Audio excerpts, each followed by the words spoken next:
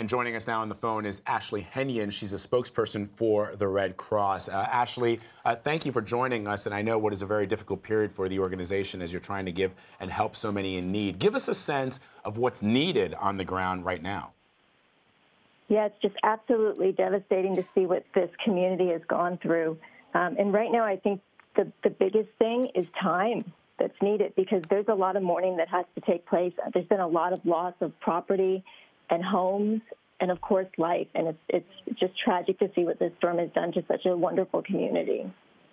So have you spoken to some of the people who've been impacted by this storm? You know, what are they dealing with? What are their sort of most immediate needs, and what do you foresee as their long-term needs?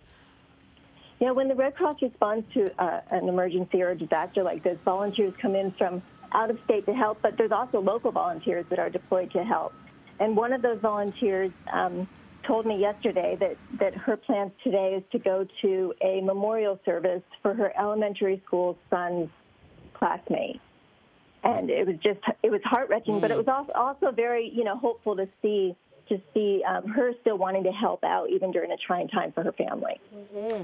You know, Ashley, I know that oftentimes we will show these devastating pictures as we're showing to our audience right now, and this is what we see and respond to in the aftermath of a devastating hurricane or natural disaster. But oftentimes, it's the recovery periods in the days and weeks after a tornado, after a hurricane, that take the greatest toll on communities. So what should people who are looking to help be looking out for? Because we don't want everybody responds to these images and the giving ramps up in the day or two after a tornado or any natural disaster, but then a week down the road when people are really suffering and really struggling, the money's not there.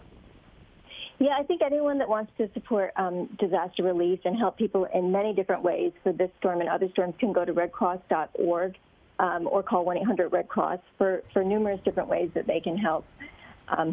But one way that people are helping now on the ground, the Red Cross volunteers, they realize that this is a long-term recovery effort and it's an emotional recovery effort. So we have disaster mental health workers and disaster volunteers that are trained in spiritual care and are standing by to assist anyone with emotional support for as long as is needed. You mentioned that you can sort of donate through the website that you told us about. Is there a way to specifically donate to those suffering in this area as a result of this tornado? The best thing to do is just go to redcross.org, and there you can find ways to help for this and other disaster relief efforts.